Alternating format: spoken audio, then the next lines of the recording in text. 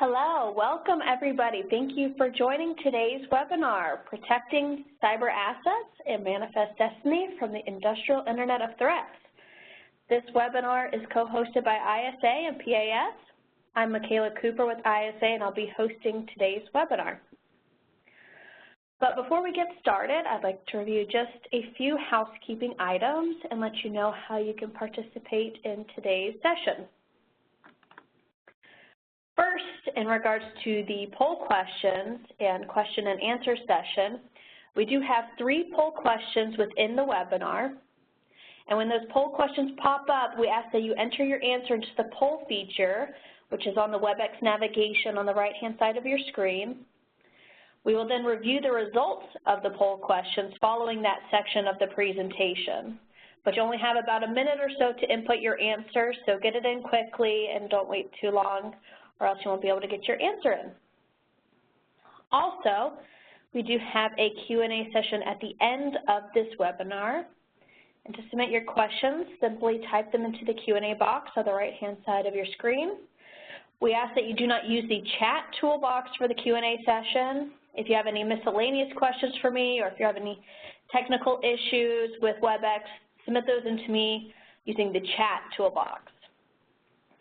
If during the Q&A session we do not get a chance to respond to your question, or if you'd like to discuss a topic in more detail with one of the presenters, their information will be given at the end of the webinar, and feel free to reach out to them about your question. Second, for those of you who just joined, please make sure that you are on mute. We want to be respectful to the presenters and allow them to give this presentation that they've worked so hard on.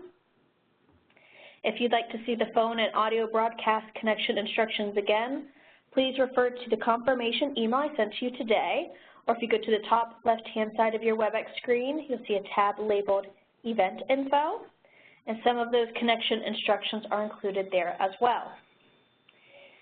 Additionally, once this webinar closes, a survey should pop up in your browser. You'll want to take just a minute or 2 to fill out this survey and tell us about your experience at today's webinar. We really do look at each one of those answers, and we try to improve these as best as we can for you, our audience. Okay, I think that takes care of our housekeeping matters. Let's go ahead and get started, and I'll introduce our presenters. First, we have Eric Cosman. Eric provides consulting and advisory services with a specific focus on the management of information technology solutions and operations and engineering. With over 35 years of experience in the process industries, Eric has held positions in process engineering, process systems, software development, telecommunications, IT operations, automation, architecture, and consulting. He has contributed to and held leadership positions with various standards committees, industry focus groups, and advisory panels. He is currently a member of the ISA Executive Board, and since 2002, he has been a leader in the development of standards and practices for industrial control system security. He's also a founding member and currently serves as the co-chair of the ISA 99 Committee on Industrial Automation and Control System Security. Welcome, Eric. Thank you. Next, we have David Zahn. David is the Chief Marketing Officer and General Manager of the Cybersecurity Business Unit at PAS. David has more than 24 years of enterprise software and services experience within startup and high-growth companies in oil and gas and IT. Prior to PAS, David was VP of Marketing at FuelQuest. He is a frequent speaker at industry events and has a BA in Economics and Managerial Studies from Rice University, as well as an MBA from the Combs School of Business. Welcome, David. Thank you. Next, I'm going to review over our agenda. First, we will review over the threat landscape. Second, IoT impact. Third, ransomware hype versus reality. Fourth, best practices. Fifth, ISA 99, excuse me, IEC 62443 addresses ransomware and IoT, and then we will end with our Q&A session.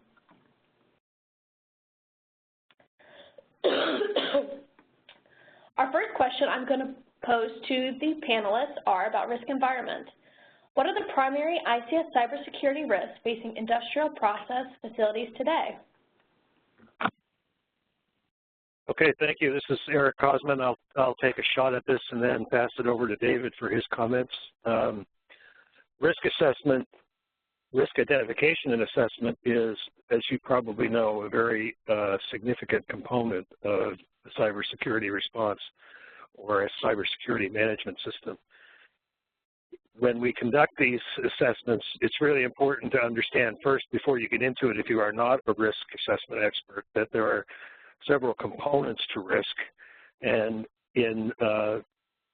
although risk has been defined in several different ways, we generally think of it as a function of threat, vulnerability, and consequence. So we have to have a clear understanding of each one of these components and what they are, and ask ourselves certain questions, including what's the nature of is the nature of the component clear? In other words, do we know what it is? What's the best source of information for that component to get answers to that component? And ultimately, what's the best response? Now, it's important to understand that industrial control systems from a cybersecurity risk perspective are very similar in many ways to general purpose IT systems, although there are some significant changes or differences.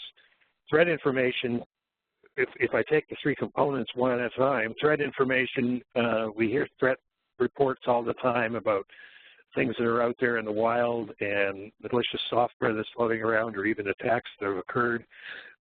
So whether you're gathering intelligence informally or formally, it's threat information usually comes around as a result of intelligence gathering. So you can get it from groups like government sources such as ICS CERT. You can get it from service suppliers, and then sometimes even equipment and technology providers. We will be talking about ransomware a little bit later. That's one of the threats that's getting a lot of attention right now for obvious reasons.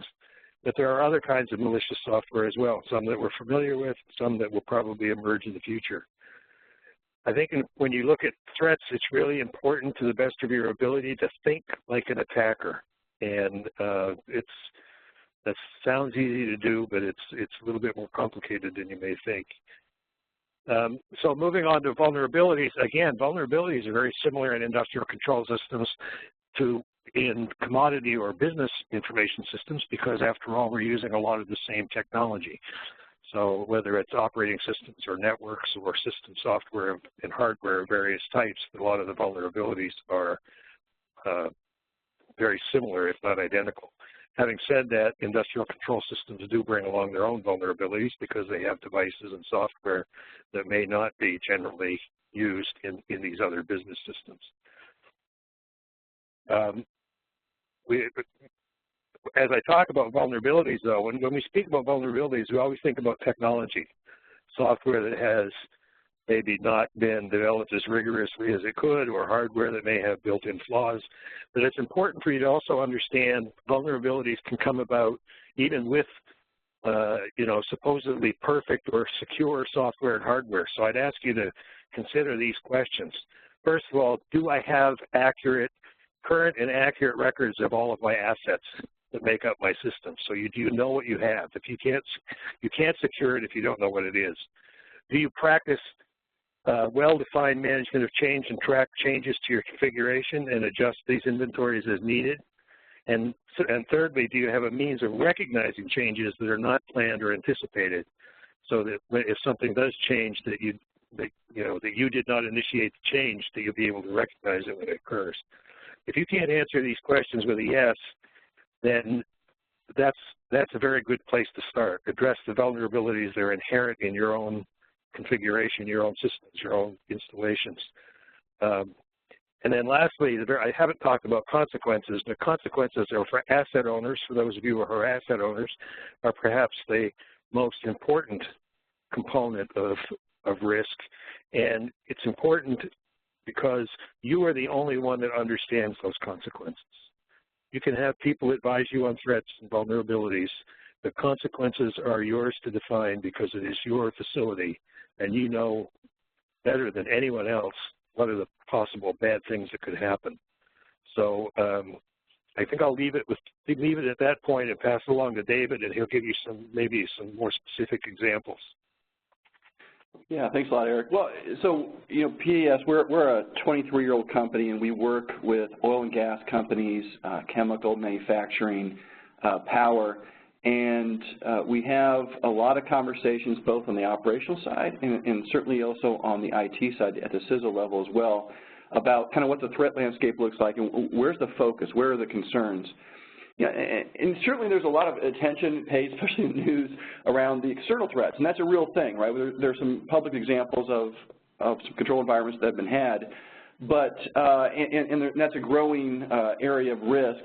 But when we talk with the CISOs of the kind of companies that I'm talking about, the insider threat is really kind of top of their list, or one of the top things in their list. IBM has a research report called X-Force Research that says that 60% of all attacks are actually insider attacks. And it makes sense, right? Because, the insider has all the tribal knowledge. They understand what to go do if they want to go do something bad, and in some ways just really lack the motivation to go do something that is against the process principles within the plant. And their ability to understand what to go do and their authorized access really circumvents most of the security controls you're going to find within a plant environment.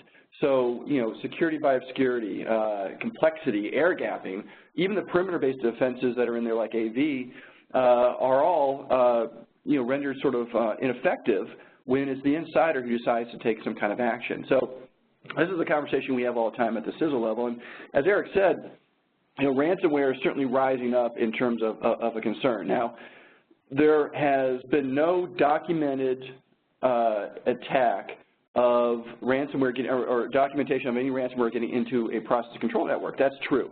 But at the same time, there's no mandate for disclosure. So, it may have happened, we simply may not know about it yet.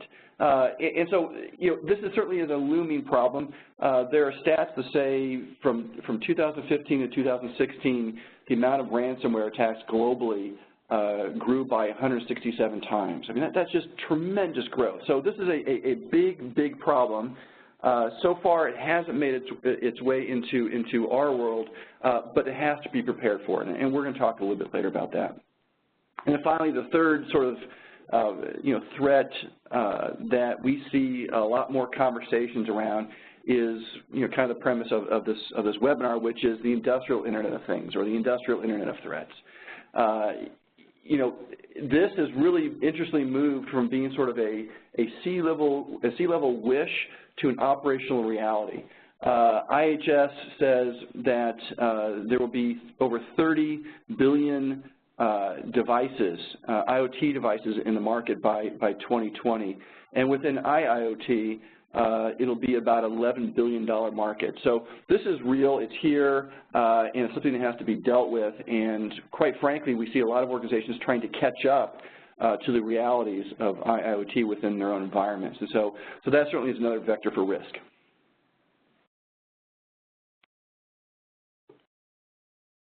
So, again, we mentioned before we'll have a few poll questions, and so we're going to kick off our first poll question.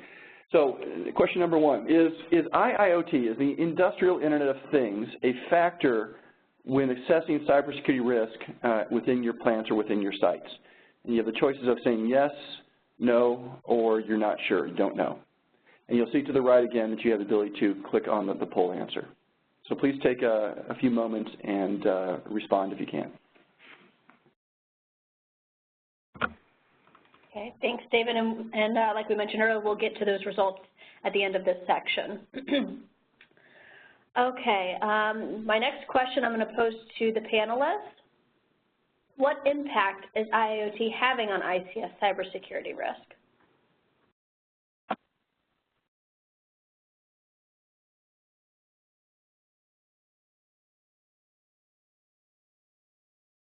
Eric? Oh, I'm sorry. Okay, I'm back. Forgot to press the right button. Yes, I wish I could give you a definitive answer to this question, but unfortunately it's kind of difficult to answer a question like this unless you can also answer the question, what is the adoption rate of IIoT in industrial control systems? And I think that that is still a somewhat open question. We'll get back to that maybe in one of our poll questions. But if we assume that IIoT is eventually going to intersect with traditional industrial control systems, which I think is a fairly safe assumption, we have to understand that the technology itself, or this class of technologies that's emerging that has this label, have their own risks that are inherent with the technology and the way that the technology is deployed. So if you think of IIoT, the first thing you generally think of is scale.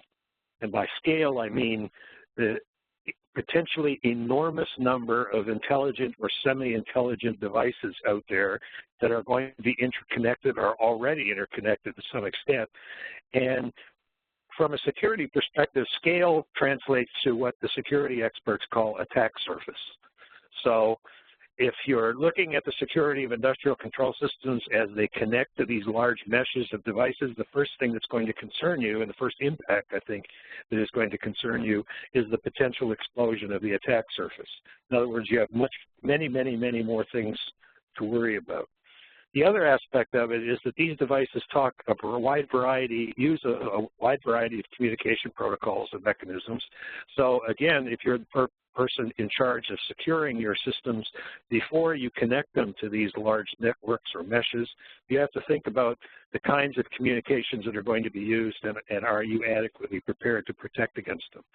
This is where the standards community is sort of come to the aid in helping with the situation, and particularly in the 62443 standards that the ISA 99 and IEC have developed and are developing.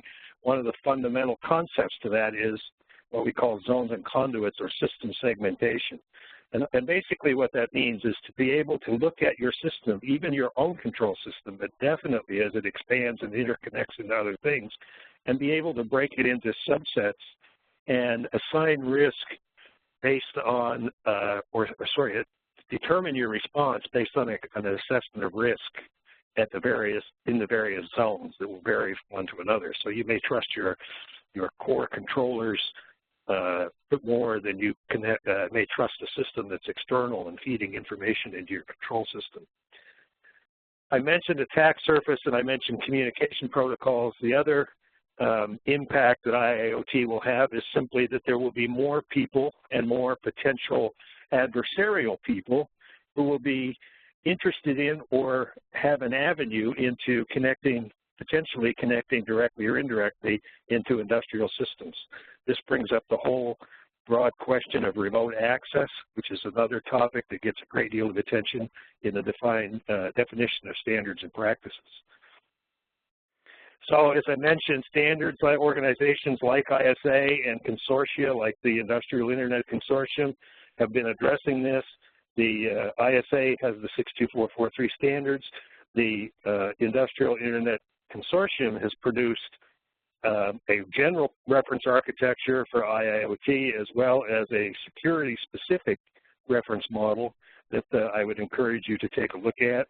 I'm sure if you were to just simply Google Industrial Internet Consortium, you can find that information. We can provide resources after the webinar. And I'll also mention, going back to the ISA 99 committee, we have just recently decided on the committee to form a dedicated work group to examine the impact of IIoT on our current and developing standards. So I think the summary of this is, the answer to this question is, it's still evolving. We don't exactly know yet. Maybe the safest approach or the most prudent approach is to be very careful or even deny connecting your industrial control systems to a large population of untrusted external systems for the time being, but at the same time be certain that people are recognizing the potential of this new technology and are working on the implications. David? Yeah, look, I completely agree, and certainly on the front of a larger attack surface. And again, I want to try to give as much of a perspective on what we're hearing from the kind of companies that we've been working with for 2 decades and more. As people are adopting, this kind of technology and getting greater access, one of the things that is starting to come up a lot more is what is the integrity of my data? Can I rely upon the data that I'm now getting access to, especially at higher sort of tiers of applications? Can I rely upon that to make good decisions? If you think about it, you know, within a plant, you know, level 0 and level 1, the smart field instruments, the DCSs, the PLCs, the things that are really running that plant environment, you know, that's the data feed that is making its way up, that's traversing outside of the PCN, is making its way up into other systems. That's one of the promises of IIoT. Well, great. If you don't have visibility, as Eric talked about before, into those systems, if you don't know how they're configured, if you don't know if something has changed with that configuration, then what reliability do you really have on that data as it's accessed within other applications? And so, again, as this promise of IoT is starting to unfold, and people are taking advantage of this, you know, greater access, and they're starting to look at, well, great, fantastic. Is there reliability of my data? And if there's not, what do I go do about that?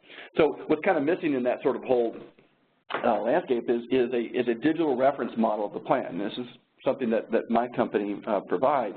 But when you have that, you now can actually have that visibility. You understand data custody. You can understand, has data changed, where it changed, was it a good change, an appropriate change? And those are all important things to go track. It's part of good cybersecurity, but it's also part of good sort of management best practices when you're getting access to data that you hadn't had access to before.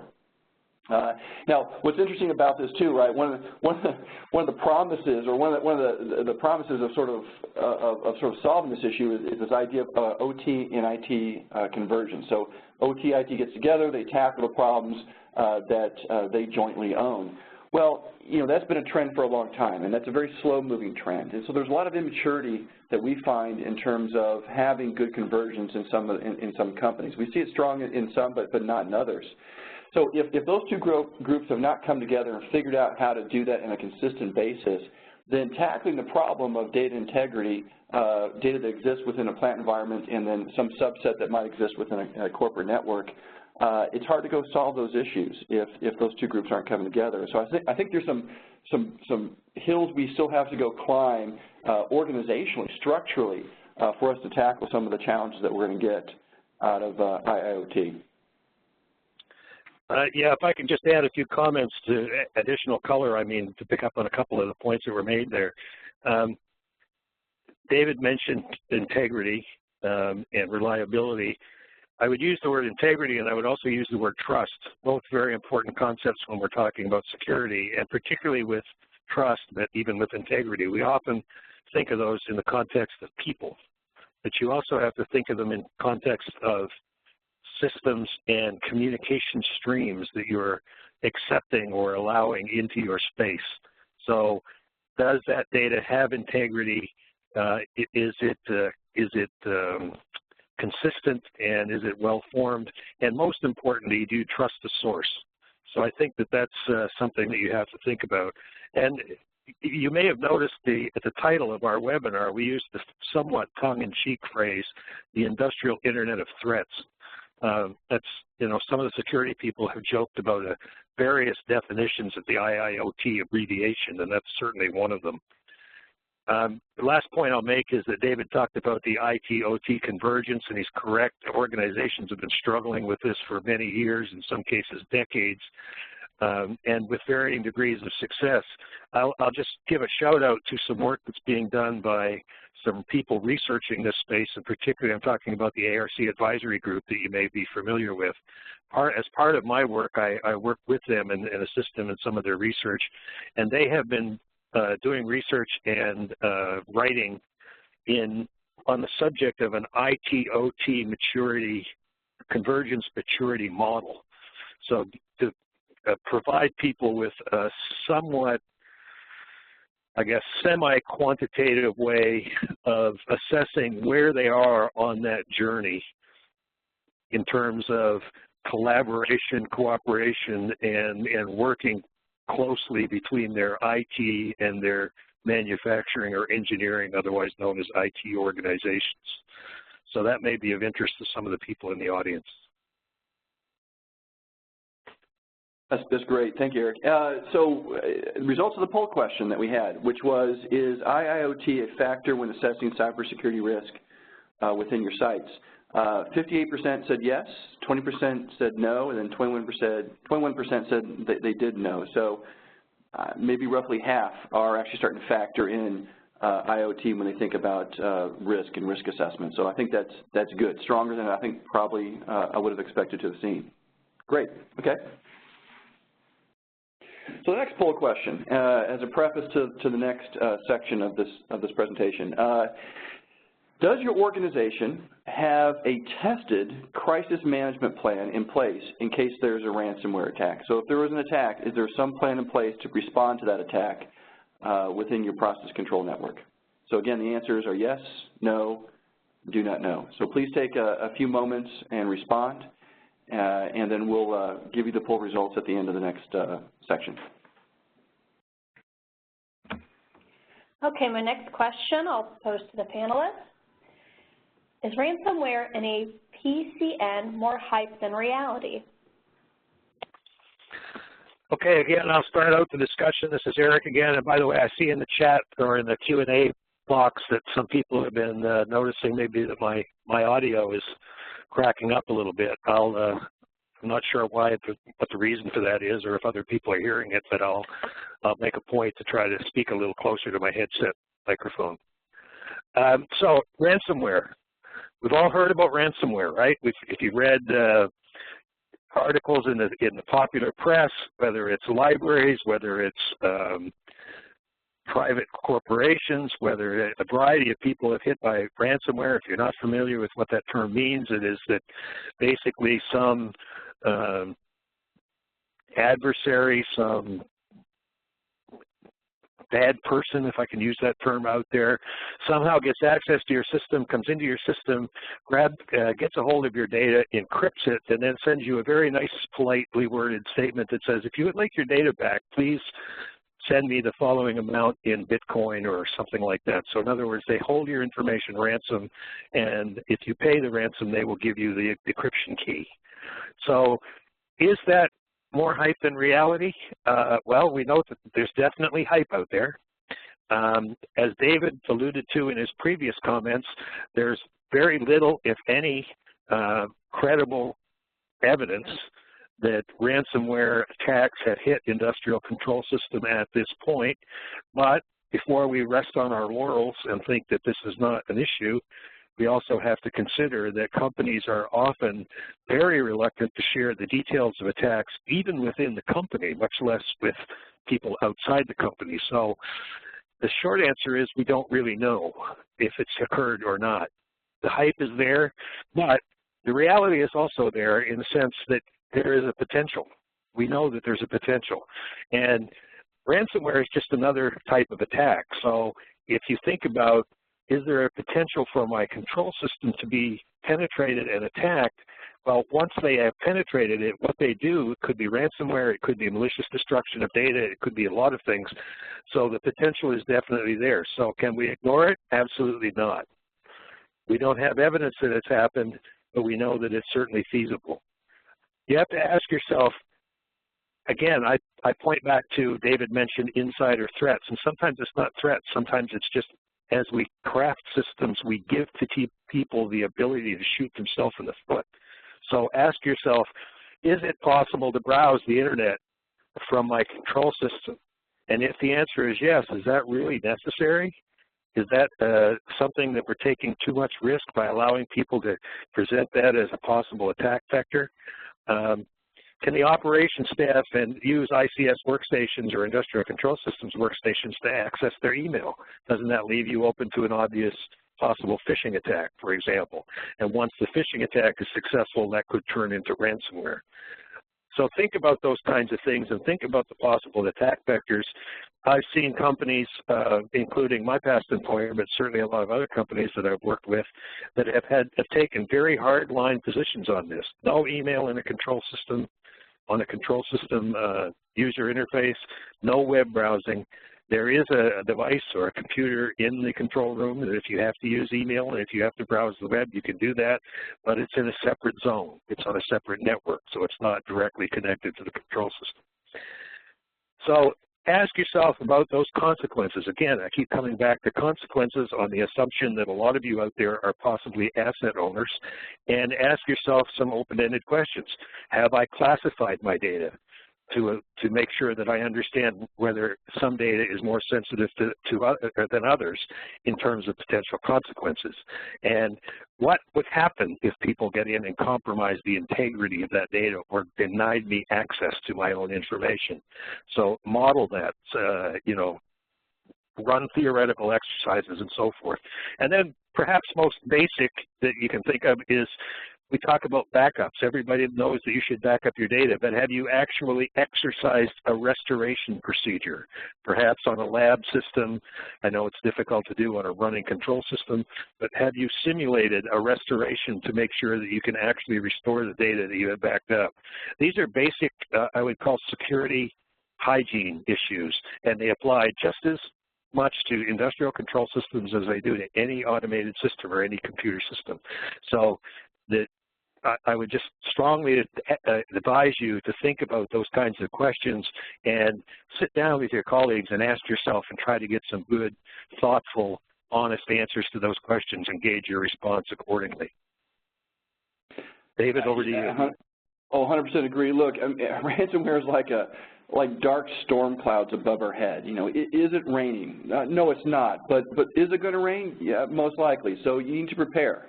Right? You need to get an umbrella. You need to prepare for foul weather, and I think that's the situation we're in today. And we've seen, you know, some glancing blows. You know, we saw ransomware make its way into the corporate network at a power company in Lansing, Michigan. So that's at least a documented attack on that industry, but again, it was on the corporate network side. Nothing has been documented to have gotten into the process control network, but will it happen? You know, I think you can pretty much bet that it will at some point, given the amount of ransomware attacks that are out there. And to Eric's point, you know, this is about basic preparation. You know, these aren't really surprising questions that need to be answered. You know, what are my assets that I have in a plant?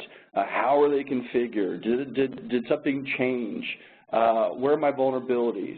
Can I recover quickly? All those are basic, fundamental cybersecurity questions that have to be answered. They're answered very well on the corporate IT side, but are much harder to answer within the plant itself because of some innate challenges there, such as, you know, the variety of different vendor systems that are in a plant, the proprietary nature of these systems, you know, makes it really hard to get into those systems and understand something about them and to answer those kinds of questions.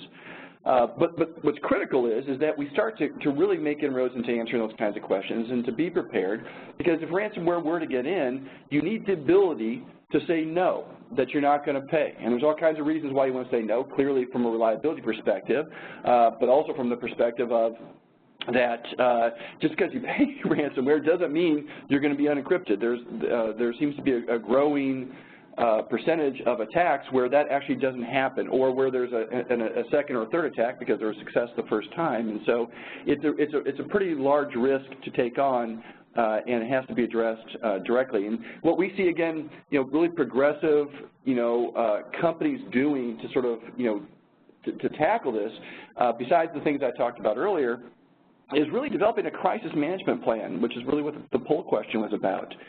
So that if something were to happen, then what are we going to go do? And those scenarios need to be thought out, and they have to be very asset specific. So certainly what you might do in response to a ransomware attack for one asset will be very different from another one. And to have those things thought out, to have a process of communication, a process of decision making in place is critical, because time is a factor at this point. And we see companies do this. And this is not new either, right? I mean, there are companies who go and they do simulations for pandemics. So half the workforce is down from some major virus, and they're not at work. You know, what does a company do to respond to make sure that they are still running safely and reliably? This is no different. And so, again, we've seen companies take those steps and begin to put together crisis management plans that anticipate, you know, these sorts of attacks. And we think that's that's where people have to go if they're going to really prepare, for this, this ransomware storm that's starting to form above us. So, poll questions, right? And let's take a look at kind of, how those resulted. So again, the question was about, does your organization have a tested crisis management plan in place? And 20% said yes, 44% said no, and 35% said they didn't know, which might equate to that it doesn't exist. So I guess this kind of is consistent with what we're seeing, which is this is an emerging need and something that companies haven't really gotten their heads around yet. That they've got to prepare for this eventuality and have some plan in place, and that certainly takes people and effort and time. But hopefully we're moving in the right direction on that front. All right. So the last poll question number 3, is it kind of ties into the stuff that Eric and I are both talking about. Do you actually have that visibility into the configurations of your distributed control systems, your PLCs, your safety instrument systems, the things that run the plant, that are in charge of safety within that plant environment?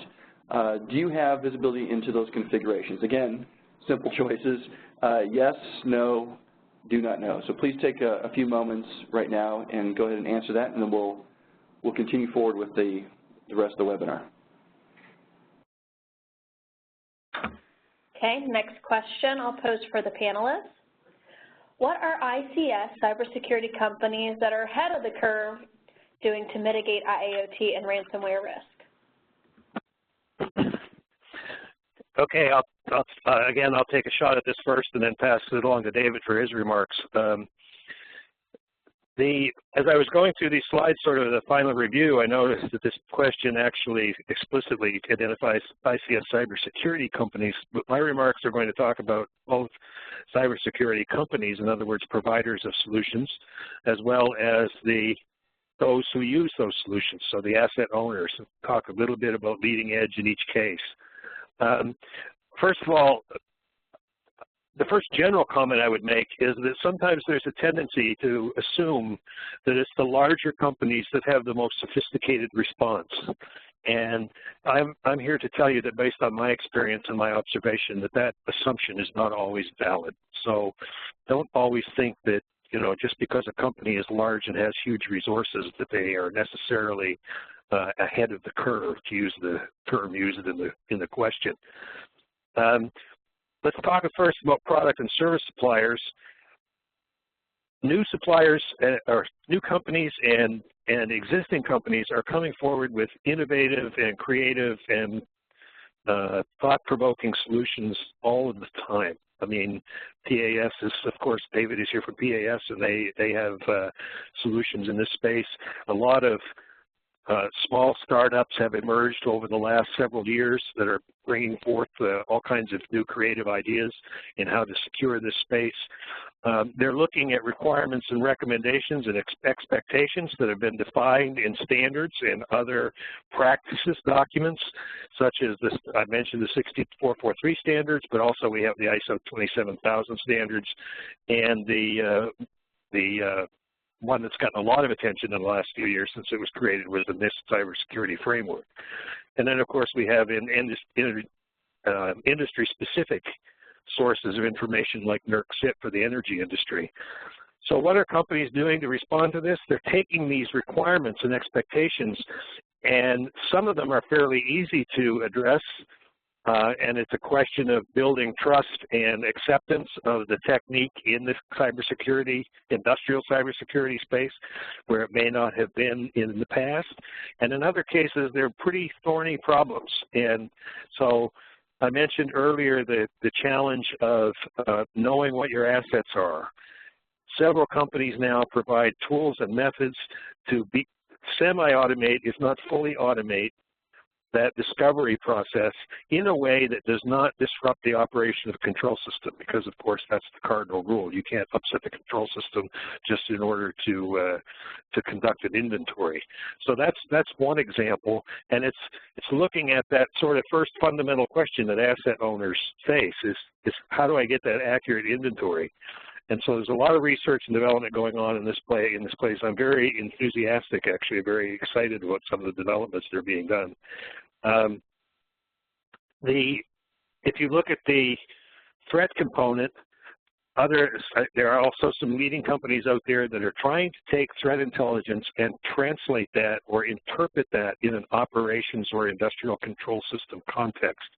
Because as I said in my opening remarks, we all can read the newspaper or read the various trade journals and learn about threats, and both emerging and imagined and real and unreal. But the important thing is to try to translate those into our context in industrial control systems and, intercept them as early as possible. People use the term break the kill chain. So there are companies out there that are attacking that side of the problem, the threat component of risk. And so I guess the good news is there's a lot going on. There's a lot of people creating a lot of technology. There's a lot of venture capital money and investment money out there. So it is bound to get better. It is getting better. So you should be encouraged by that. If I could shift my attention just for a moment back to the asset owners and what are the progressive and proactive asset owners doing, I'm afraid it's not that terribly exciting. At least from a technology perspective. What they're doing, the ones at least that I think that are being the most effective, is they're focusing on the fundamentals. And they've internalized the fact that insecurity or lack of security can compromise their growth and their aspirations towards operational excellence, and it can even possibly negatively impact their safety of their operations. So there's a lot of internal discussion going on, and it gets back to that IT-OT convergence subject to get people aware and educated and understanding the nature of the risk and the possible consequences.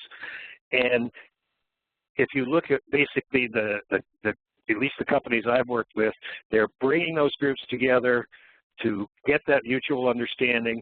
They're internalizing or figuring out internally how they can get the right information to the right people. You see a lot of creation, a lot of emphasis on the creation of security operations centers that can draw on both security knowledge as well as process knowledge and context knowledge in order to interpret abnormal behavior, abnormal situations, and then take the appropriate response. I can go on and on, but some of the techniques that are being used, network segmentation I mentioned earlier, as well as effective use of technologies like firewalls and unidirectional gateways to achieve that segmentation. As I said, pretty much bread and butter stuff, good solid patch management, all of the kinds of things that you see in the standards and guidelines. So a lot is being done out there, but I think it all starts with, on the asset owner side, awareness, understanding the nature of the risk, and responding accordingly. David, I'll turn it over to you. Yeah, again, I agree with the points. It's funny, if you look at kind of where people focus in terms of the systems, I think I'll take that perspective and I'll also talk about the asset owner side as well. A lot of the initial cybersecurity efforts within the plant focused on the workstation, servers, routers, switches that you find within a process control network. And the reason for that, and it makes a lot of sense, is they took sort of the technologies and the best practices that were developed on the corporate IT side, and they brought those down into the process control network. And they applied those to the systems that you could apply those things to, again, the workstations and so on. What we're seeing a lot of awareness, finally getting built up around that. If you do a count of all the cyber assets that exist within a plant, the workstation, servers, routers, and switches comprise about 20% of the cyber assets in a plant. And the full 80% that's left over are, within the Purdue model, so level 0, level 1. It's those DCSs, PLCs, it's the smart field instruments that are in that plant that comprise that 80%. And back to something we talked about earlier, you're relying on complexity and obscurity and some of those things and air gapping to keep people at bay from getting to those systems. And that's just not tenable anymore. It's not reliable in terms of good security controls. And so what we see companies doing is having now addressed that 20% of the cyber assets, they are now, a significant effort and investment being placed in trying to secure 80%, the remaining 80% in a plant. So that's what progressive companies are doing. And then I'll kind of throw this in there as well. For companies that, and this is primarily a power statement, but for companies that are under some kind of regulatory regime, again, the ones that are sort of ahead of the curve, ahead of the game, they tend to put cybersecurity as the primary goal and compliance as the secondary goal. They know that if they can, do a good job at cybersecurity, then compliance will come. The ones that flip it, that focus more on compliance, about checking the box, by their own admission, will tell you behind closed doors that security isn't necessarily something that they've achieved. And so, again, the progressive companies think about cybersecurity first and they think about compliance second. And we think that's what more companies should go do, but unfortunately we don't see enough of that today. Yeah, go ahead. Oh, sorry, go ahead, David. No, go ahead, Eric. I was just going to say that you touched on one of my hot buttons when you touched on compliance, because compliance does not mean, being compliant does not mean you're secure. Being compliant simply means that you met the minimum expectations of someone who has some sort of authority or influence over you. So compliance implies that it's something that you can do and be done with, or at least if not be done with, and monitor occasionally and go back to. Security is much more than that. Security you have to be defending all the time because the threat landscape is changing and the knowledge is changing and the knowledge of effective countermeasures is changing. So it's unfortunately something that has to have resources dedicated to it on a regular and ongoing and sustained basis. And as David has said, my observation as well, and I would agree with it, is that the companies that are probably leading the charge in this space are the ones that have sort of recognized this, understood it, and agreed with it, and then taken the necessary, sometimes very difficult steps of getting the financial support and the business support. And on that last point, how to justify, there are various case studies that have been written in articles that have been written, and as a matter of fact, I'm signed up to work on a white paper for an organization right now on that question of how do you justify, what is the business case for cybersecurity. So that guidance, some of that guidance is out there. Some of it is, sort of theoretical, but there's also some based on real world experiences.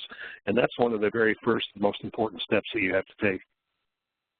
Yeah, I'll add on to that, and then I'll get to the poll question results here in a second. What we find is when we talk about cybersecurity within, again, the industries that we're focused on, there has to be both a cybersecurity value proposition, but there also has to be an operational value proposition as well. Engineers have to be better equipped or more efficient at their jobs by adopting some of the capabilities that come with good cybersecurity technologies. And so that's one of the things that we find very important, especially as we work with customers to justify internal cybersecurity initiatives. But yeah, to the poll results, again, back to, do you have visibility into the configurations, for example, firmware, control logic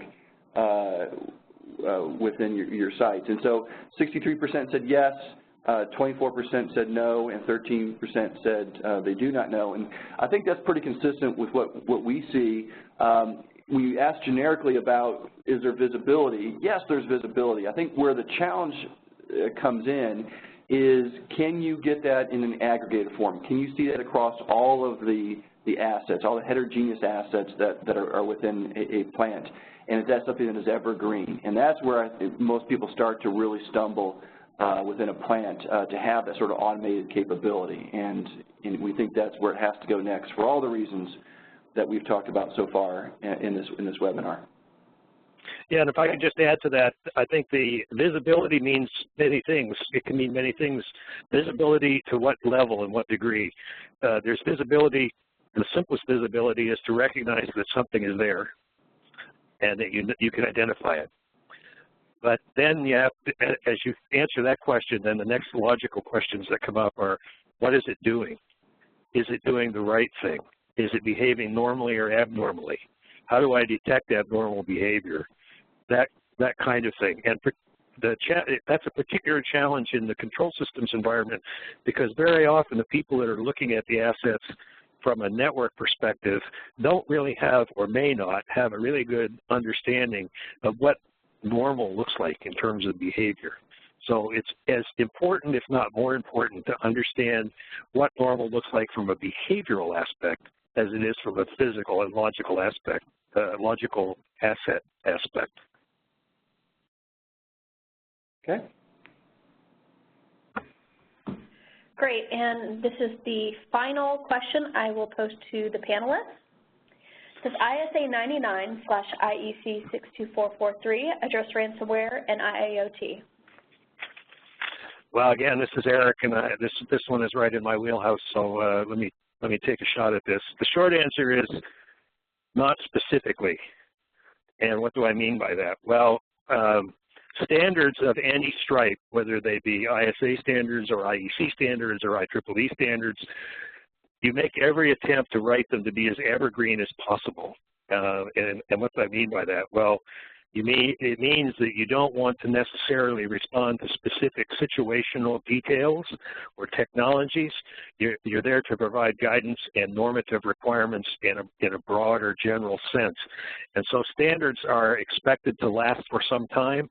And in addition to that, it's kind of a no-no for standards to be too prescriptive in terms of telling you not just what you have to do, but how you should do it. So as a result of those sort of parameters when it comes to standards development, the 62443 standards do not expressly address either ransomware or IIoT, at least not in the current versions of the standards that have been published. You can do a text search through the entire body of work and you won't find either one of those terms. However, you will find a lot of useful information in the form of guidance and actual hard specified, clearly stated normative requirements about how to protect yourself against the threats that are out there and how to do a balanced risk assessment and take the appropriate response. So if you think of ransomware, and I mentioned this earlier, ransomware attacks are just one more type of general threat, which is unauthorized external access to your system. The standards, the 62443 standards, specifically 3-3 and, well, definitely 3.3 and probably 3-2, which are two standards in the series, and maybe others, address how to prepare yourself and protect yourself against unauthorized external access. So to that extent, ransomware is covered, at least implicitly, and is covered very extensively. So they also, these standards in particular also address what's required to secure automated or programmed communications. So as I mentioned earlier, it's not just people, it's also the communication pathways and the devices. So if an attacker can't get access to your system, maybe they can get access to a system with which you communicate and compromise that stream, and in turn, as a second order effect, compromise your system. So how do you trust and verify the communication pathways in and out of your systems is strong, or is a subject of considerable attention in the standards. Those are just some good examples, or basic examples. But what I would ask you to do is think about standards, think about this concept or this approach. We start with a set of principles, and the principles are we need to secure our systems. Compromises in security could potentially impact safety in a negative sense and things like that. And then those are in turn based on values. Those values, of course, are we are not going to operate unsafely. Our customers will trust the integrity of our system and so forth.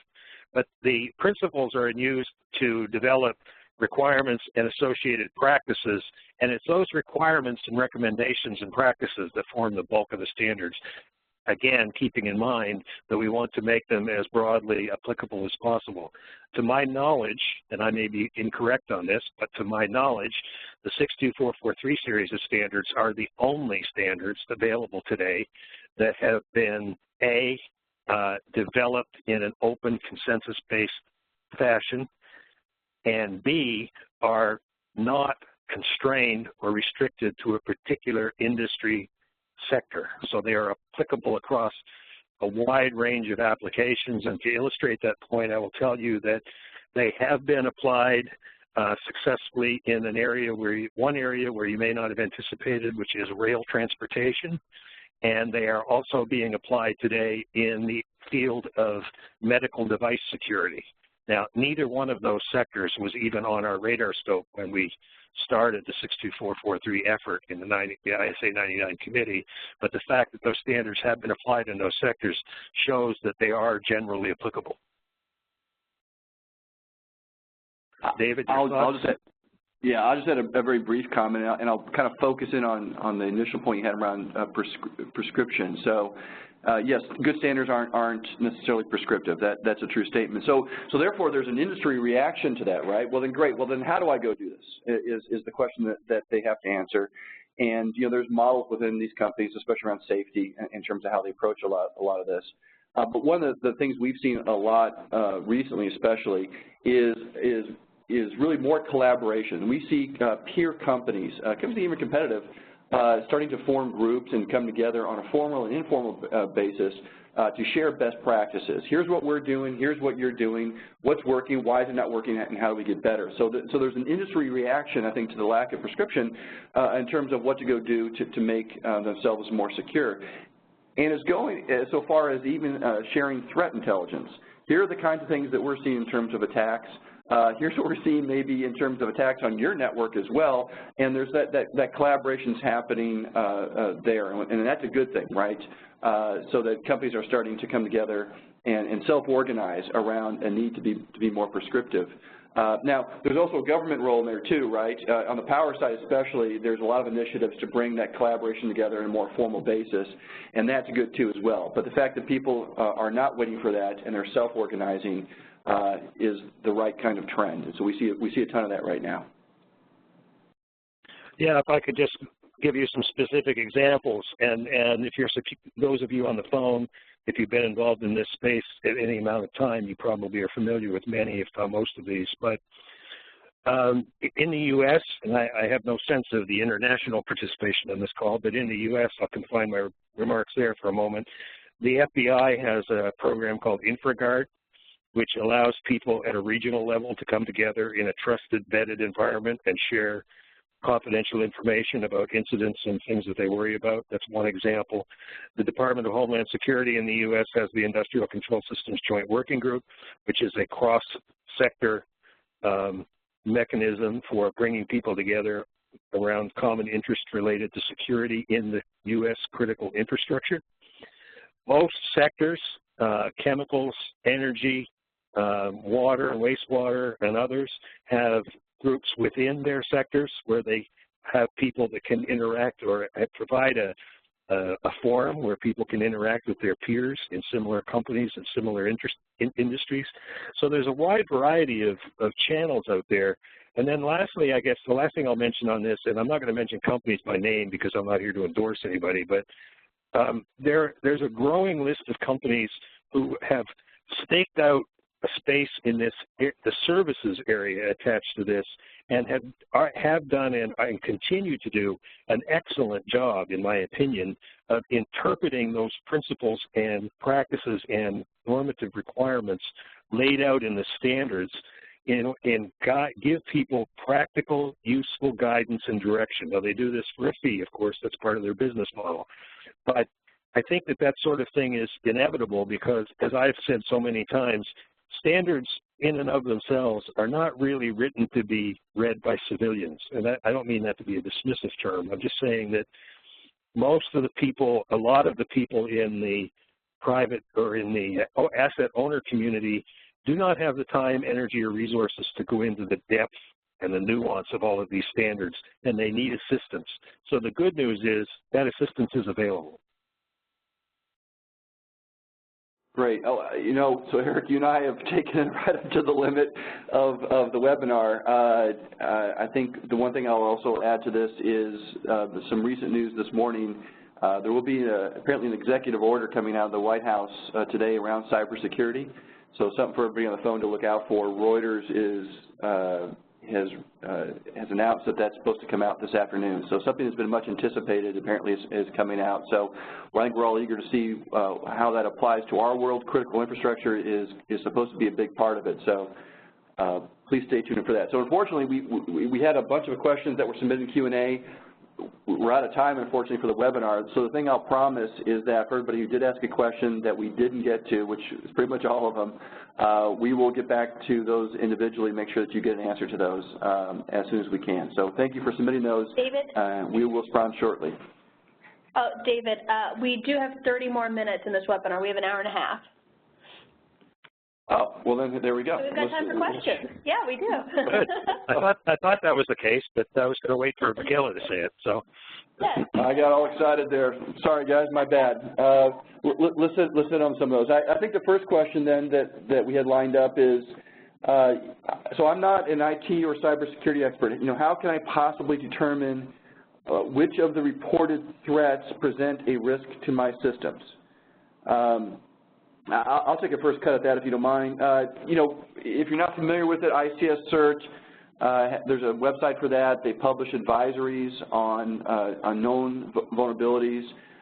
You can review those, and what we see in a lot of situations is somebody receives that advisory, they send emails out across their plant environment, or their enterprise, you know, asking what systems are out there that might be affected by this. That tends to be the process we see that's prevalent today. So there's a place to go for that information. That tends to be the process we see. As a little bit of a plug, you know, PAS, one of the things we do is we actually go gather detailed configuration for all the major assets within a plant environment. For us, it's a query. So if there is a Siemens system or Honeywell system, Emerson, Yokogawa, go down the list that has some kind of advisory against it. For us, it's a very simple query within our system to expose all of the systems, all of the assets that are affected by that particular advisory. But it goes back to some of the best practices we talk about, and that you have to understand where your vulnerabilities are across all of your assets. But anyways, ICS CERT is probably the best source for that. There's also the National Vulnerability Database, the NVD, that has sort of a broader set of these advisories and these vulnerabilities that have been published. And so that's a second source to go after. Yeah, if I could add to that,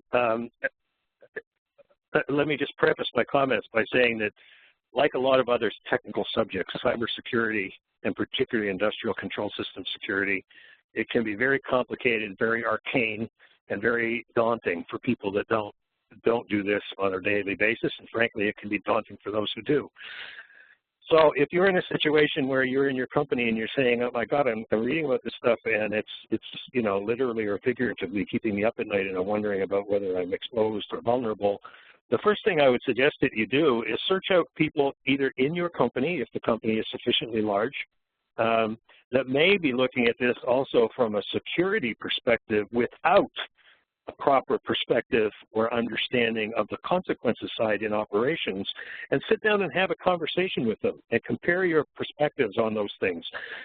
You'll find most likely that they're worrying about perhaps things that you can assure them that they needn't worry about, at least in the industrial control systems context, and that you may be worrying about things that they have already got a handle on. Now, if you're in a company that doesn't have that structure in place, or maybe doesn't have that organizational size or sophistication, look at industry groups like some of the ones that I've mentioned.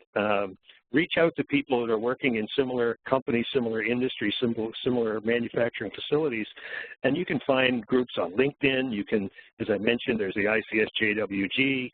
You can always attend or at least apply to become a member of your local InfraGard chapter. And you'll find that there are a lot of people out there dealing with very similar issues and have very similar concerns, and it's through sharing and collaboration, because none of us can understand all of this, right? So it has to be through a group and collaborative effort. Yeah, so this is, I guess, more of a comment from one of the attendees. Probably the most significant aspect of ransomware is its ability to complicate recovery efforts in isolation and segregation of backups and the recovery process to prevent network propagation of the encryption to backups. I'm reading it as a comment because I think it's a good point. which is if somebody's gotten in and they've been there for a while, it's possible that your backups are compromised as well. So one of the best practices that we also tout and talk about is, yes, knowing what assets you have, knowing what the configuration of those assets are is important, and then having a history of change that you can go back into, so that you can understand if something was compromised within your system, when did that compromise happen, what actually changed, and you can have that traceability back through those. And then, therefore, you can have some visibility into, do I have reliability within my backups? And so, that's a best practice that we know and that should exist within a plant as well. So I thought that was a good comment and worth noting. Yes, I think that if those of you that have been in or around or in contact with the security community at any level may have heard the term advanced persistent threat, which is a particularly insidious kind of cyber attack in that where your adversary basically gets access to your system but doesn't necessarily do anything with it for a while. So they, in a sense, take up residence in your system and may sit there for days, weeks, or even years in some cases. And unless you know they're there, somehow they do something that trips you up or notifies you of their presence, you may not even be aware that they're there. And what that does, frankly, irrespective of whether or not they eventually do anything or not, it calls into question the very integrity of your systems. And so, as David pointed out, I've always said that if I were so inclined, which I'm not, and I don't have the technical skill to do it anyway, but if I were so inclined, what I would do if I wanted to attack someone is that I would penetrate their system and make subtle changes over a long period of time. And so I would call into question the very integrity of their systems. And that can be a world of hurt for a lot of people, particularly if you're in a regulated industry. So the only answer to that is know what your systems are doing on a regular basis, and don't just rely on long or widely spaced backups. Be on alert for abnormalities and unusual behavior. All right, another question is, when it comes to cybersecurity related to alerts, who is the best audience to receive those? And then I assume that means consequently take some kind of action. Eric, you want to take a cut at that? Yeah, well, the somewhat sarcastic response is the best person to receive it is the person that's best positioned to do something about it. But what I'm seeing, and I think a lot of us are seeing, is now that companies with the resources and the wherewithal are setting up these security operations centers, and they're having security-related alerts channeled to those centers with the understanding that they are the point of first detection and may or may not have the necessary skills and knowledge and expertise to fully appreciate them and interpret them. But that's the focus of the detection, and then they will engage the experts appropriately and get them to help in the interpretation. My personal belief for industrial cybersecurity systems, my personal dream, I guess, or aspiration is, wouldn't it be nice, and I don't think I'm pretty sure we're not there yet, although we're making progress in that direction. Wouldn't it be nice if we could take this arcane cybersecurity stuff, this network, all of this network jargon and terminology, and automatically interpret it in a context that an operations engineer or a technician or an operator or an instrument tech can understand? So in other words, rather than just tell him that, a node with a certain IP address is sending data to another node with a certain IP address, and we don't think that's right, explain to him what that data is and explain to him in a context, in a language that they can relate to from a process perspective. Some companies are doing some I would characterize it as research and advanced development in this area, and I think that it's an area that is rich in potential. I'm open-minded at this point as to how far we'll be able to get in that direction, but I think that's ultimately the vision that we should try to achieve. Yeah, it's good. There's a philosophy that we see that has sort of emerged, and it embraces kind of the reality, which is, there's always been this sort of schism between sort of corporate IT and what happens in the plant itself. And so we see this sort of philosophy that's arisen, which is, around cybersecurity, which is there should be OT control but IT visibility.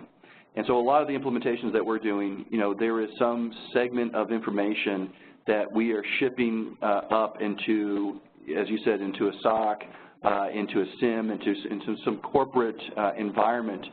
So some of that visibility is actually is there. And so now, there's from the IT side, you can now start to see where cybersecurity is in terms of quality, in terms of preparation, in terms of is there an incident.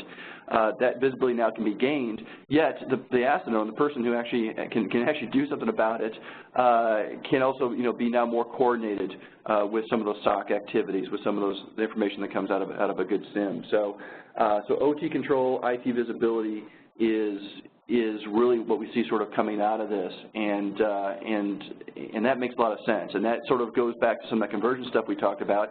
It embraces, I think, the maturity of convergence by putting systems and processes in place that sort of help that collaboration be sort of more electronic. I mean, this can be, you can draw analogies for this, and a simple analogy, and I don't know how realistic this is, but let's just say if you're in a manufacturing facility that has multiple operations within a single fence line, and where I come from is the chemical industry, where that's very common. Let's talk about general utilities like steam, for example. And if you have a cogen plant on your site, and the plant decided or detects that a particular unit on site, its steam consumption has changed. Maybe there's, it's bigger or greater or different in some way. They'll call up the control room of that plant and say, we've noticed that something has changed here. We can see that the result, that the steam usage has changed, but we can't interpret it. So can you tell us, is this something we need to be worried about? It's that kind of collaboration that has to go on between the IT and network security experts and the operations people, because one side has the experience and the expertise to see abnormal behavior, but it's the other side that has the experience and the expertise to interpret that abnormal behavior in the appropriate context. So that's why that collaboration is so important.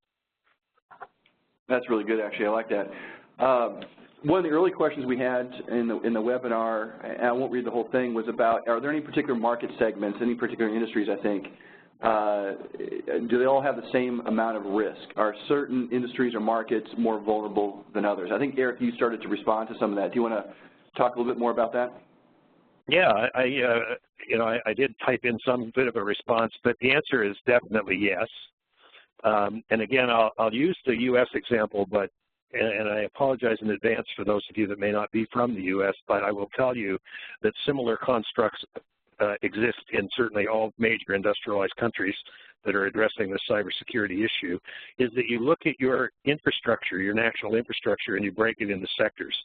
And I think, if I remember correctly, and I might get the number a little bit wrong here, but in the United States, the U.S. government has deemed that there are 18 critical infrastructure sectors, and they range from those that have a great deal of attention paid to them, like energy and water, for example, water and wastewater, to the one, I mean, if you can believe it, one of the critical infrastructures is, in the U.S., is actually national monuments.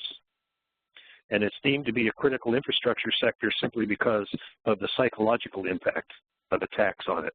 Now, for national monuments, the actual practical risk is probably pretty low. I mean, people would be upset if somebody, attacked the Mount Rushmore, but it's highly unlikely that they would attack it with cyber means, and the real-world consequences, other than the psychological, are fairly low. But if you look at energy and water and chemicals and transportation, definitely those get a lot more attention, and justifiably so. So each one of those sectors I mentioned has a federal government agency responsible for working with the private sector, because the vast majority of the critical infrastructure is in private hands, and the degree and nature of the response varies from one sector to another. Having said that, there is ample opportunity to share effective practices and responses across sectors. So, for example, a response in the energy sector in a large oil refinery could be very similar and is likely going to be very similar to the response in a large integrated chemical complex. So the short answer is yes.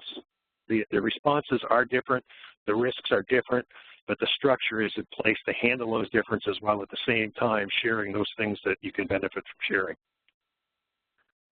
Yeah, I think another way to answer that question too is where's the focus from an attack perspective? About 2 years ago, I think roughly 50% of all the attacks that at least were known were targeted at power. I think that number came down a little bit over the last couple of years, but so it's about where I think the attention is being paid. But I'll say this though, we see some of the same, I think, sort of gaps from a cybersecurity perspective, no matter what the industry is. And again, I don't want to be a broken record, but just knowing what you have, you can't secure what you can't see. Knowing what you have in a plant environment is a challenge. We see Excel spreadsheets everywhere, tracking manufacturer, model, maybe version. There are errors in it, incomplete. It's certainly not capturing control logic, and it's certainly not helping go do things like management of change. So that's a pretty consistent problem we see no matter what the actual industry is. And so, so that we think that's a gap that has to get addressed and certainly can be, it certainly presents a risk, a vulnerability for these kinds of companies. So anyways, so there are some commonalities, I think, in terms of where these gaps are, no matter what the industry is, and I think we're making headway towards that. And the biggest commonality is the most obvious one, and that is that we all use all of these sectors to varying degrees, even building automation and things like that. They use industrial or automatic control systems. And these systems are designed to be used in as broad a range of applications as possible. So the biggest thing we have in common is the technology. Yeah, that's absolutely true. What role does government play in mitigating risks from IoT? And I guess maybe expand that further, I guess from any sort of cyber risk. What's the role that government really has, and maybe beyond just the standards, Eric? Well, it is beyond standards, although the standards are probably the logical place, but the government response comes in the form of fostering and encouraging the development of standards, fostering and encouraging the development and sharing of best practices, both within sectors and across sectors. There is also, of course, the government response that none of us like to think about, which is the R word, which is regulation. So in some cases, the government will actually dictate, not necessarily how something needs to be done, but the minimum level of performance that's expected. The government is also underwriting a great deal of effort and providing a lot of funding in certain areas in the development of new technologies and new methods of using technologies through various public and private sector consortia with the academic community and through the various U.S. national labs around the country.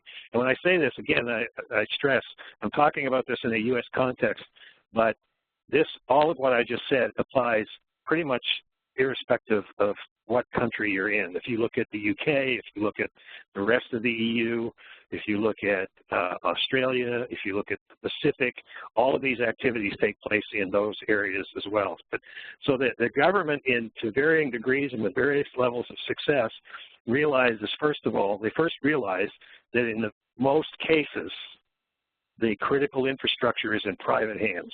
So there's not much that they can do directly.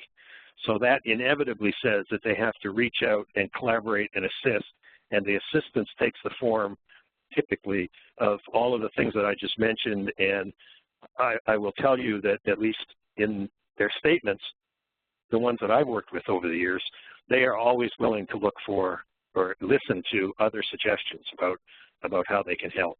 But then, we also have to keep in mind Ronald Reagan's statement, which is the scariest statement in the English language, is we're here for the government, we're here to help. So. Yeah, that's good actually. Well, I'll add another component to that too, and this has been a big topic. If you pay attention to Senate hearings over the last 6 months or so, there's been a lot of focus and a lot of discussion around the government's role, not just in collaboration, but in information sharing, but in deterrence. If you think about it, an attacker, there's very little cost to go and to launch an attack. First of all, if you want to go buy a rootkit on the dark web, you can buy it very cheaply. If you are found out as an attacker, whether you're state sponsored or not, there's little repercussion for having done what you went and did. So there's a lot of anonymity sort of built into that system. So there's very little to deter somebody from going off and trying to go do bad things. And so our own government, the U.S. government and other governments are trying to figure out, what can we do from a deterrence perspective? And it's going so far, in the conversation at least, to, is there a kinetic response, which is a sort of a nice way of saying, is there some kind of military response to these sorts of attacks? And no matter where you are on the political spectrum or how you feel about that, that's the right conversation to go have, is how can our government participate and lead the way, hopefully, from a federal perspective in driving greater deterrence from these kinds of attacks, because the situation we're in right now is it's all left to us. It's all left to industry to go and protect ourselves and to put up the right defenses to keep the bad guys out. And that's just not sufficient. We've already seen that that's not sufficient. And so that's where I think the government can take a greater role. I think they realize that. And I mentioned this executive order that's now apparently going to come out this afternoon, and there's been leaks of multiple versions of that over the last 6 months or so, or last few months or so. In the last version I saw that was leaked, deterrence had a section in there that talks specifically about that. So there seems to be now a commitment, and hopefully we'll see that this afternoon, a commitment towards examining that idea of deterrence and what we can actually go do that will be effective. And I think that has to happen. So I'm looking forward to that. I think it's worth mentioning, David, too, that I agree with what you said, and I'm also will be looking at that EO with interest. Keep in mind that it was Executive Order 13636 under President Obama that led to several responses, including the development of the NIST cybersecurity framework, which has gained a great deal of acceptance and use. So that's been a very positive move. The current administration is obviously will be issuing their own executive orders, and one of the things that's been floated out there is there's possible legislation that's been proposed to change the role of NIST to make it basically to give it more teeth. And I wouldn't go so far as to say call it a regulatory agency, but to basically give it more teeth in ensuring that the things like the framework are adopted and used. Depending on your politics, you might feel one way or the other about that, but definitely I think we'll see some of that change. And then the last point I'll make is that it's actually, if I'm not mistaken, and I don't think I am, it's actually been a tenet of the U.S. policy since the days of George W. Bush that the U.S. reserves the right to respond in kind or with a comparable response to a cyber attack using kinetic means.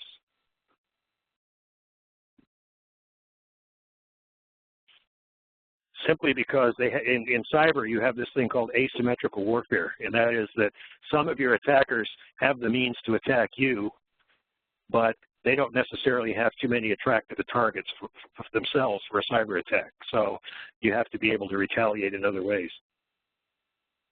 Well, and let me just add my one last bit on this too.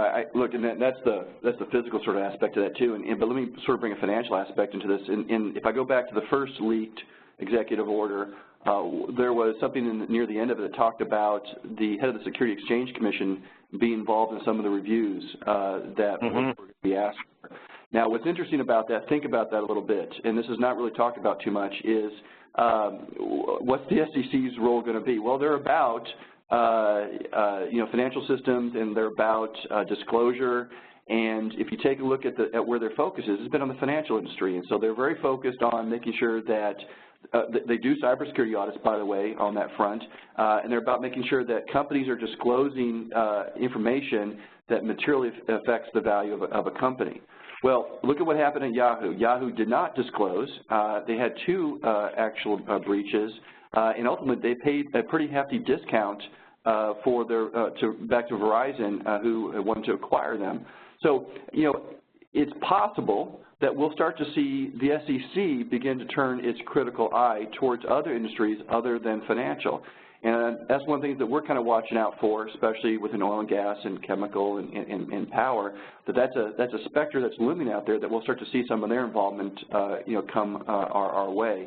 If you think about it, the kind of things we're talking about can materially affect the value of a company. You know, go ask Target about that, and others have gone through this in other industries. And so we should worry about that same thing from our side, which should be hopefully just a poke to make sure that we're going off and doing the right things that we should be doing to protect these assets and ultimately to protect brand and value of the company.